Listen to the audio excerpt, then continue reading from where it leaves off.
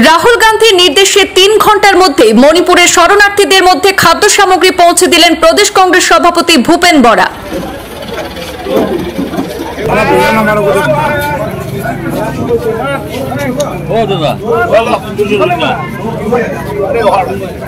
We are grateful that you are here to help us even though you are not the ruling party. We have high hope from your party and believe that Honorable Rahul Gandhi raised our issues and we are voiced in the parliament. This is a historical milestone for the farm people that a national figure, Rahul Gandhi ji, visited our village Markolin, Kachar district, Assam. We are very thankful that we have received relief materials just after 3 hours of visit from Rahul ji. জাতি দাঙ্গায় জর্জরিত মণিপুরের বাসিন্দারা গৃহহীন হয়ে লক্ষ্মীপুর বিধানসভার মার্কোলিন স্থিত আশ্রয় শিবিরে রয়েছেন। শরণার্থীদের খোঁজ খবর নিতে আশ্রয় শিবিরে আজ উপস্থিত হয়েছিলেন রাহুল গান্ধী। শরণার্থীরা নিজেদের দুঃখ দুর্দশার কথা তুলে ধরেছেন বিরোধী দলনেতা রাহুল গান্ধীর কাছে। রাহুল গান্ধী এবং শরণার্থীদের মধ্যে বার্তালাপের পর প্রদেশ কংগ্রেস সভাপতি ভূপেন বরাকে নির্দেশ দিয়েছিলেন আশ্রয় শিবিরে আশ্রয় নেওয়া শরণার্থীদের কিছু খাদ্য সামগ্রী পৌঁছে দেওয়ার জন্য। সেই নির্দেশ পেয়ে প্রদেশ কংগ্রেস, জেলা কংগ্রেস এবং ব্লক কংগ্রেসের কর্মীরা 3 ঘন্টার মধ্যেই প্রদেশ কংগ্রেস সভাপতি ভূপেন বরার উপস্থিতিতে মার্কোলিনের শরণার্থী শিবিরে সেখানে 10 দিনের খাদ্য সামগ্রী পৌঁছে দেন।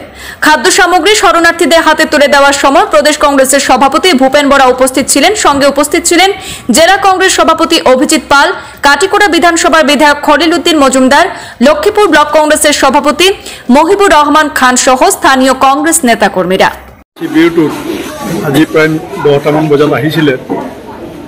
আহোঁতে শিবিৰৰ থকা শৰণাৰ্থীসকলৰ মূল যিটো কথা আছিলে যে আমাক শান্তি লাগে আৰু তেখেতসকলৰ নিজৰ ঘৰলৈ ঘূৰি যাবলৈ বিচাৰিছে আৰু ঘৰলৈ ঘূৰি যোৱাৰ পাছত যাতে এনেকুৱা পৰিৱেশ আকৌ নহয় তাৰ কাৰণে ৰাহুল গান্ধী ডাঙৰীয়াক তেওঁলোকে অনুৰোধ জনাইছিল। লগতে তেখেতসকলে খুব মুখেৰে কৈছিলে যে খোৱা বোৱা যথেষ্ট অসুবিধা পাইছে, চৰকাৰে সহায় কৰা নাই আৰু 3জন এই কেম্পত থকা ব্যক্তি 2জন লোকেল হস্পিটেলত ভৰ্তি হৈ আছে, এজন চিভিল হস্পিটেলত আমাৰ মেডিকেল কলেজত ভৰ্তি হৈ আছে।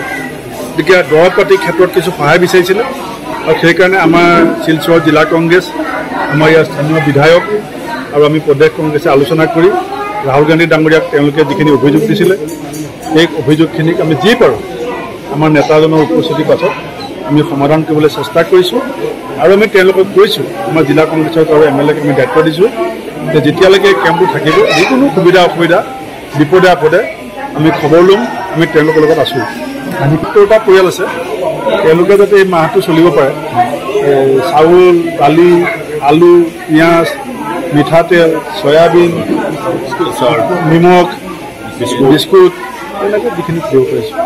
আমাদের সর্বভারতীয় নেতা রাহুল গান্ধীজি আজকে এই মণিপুরের জাতি দাঙ্গাতে মানুষ যেভাবে বিধ্বস্ত হয়ে আছেন, উনি লোকসভাতে বলেছিলেন বিরোধী দলনেতা হয়ে যে তিনি আবার মণিপুরে আসবেন এবং মণিপুরের মানুষের সাথে কথা বলবেন, মণিপুরের দুঃখ দুর্দশা নিয়ে কথা বলবেন।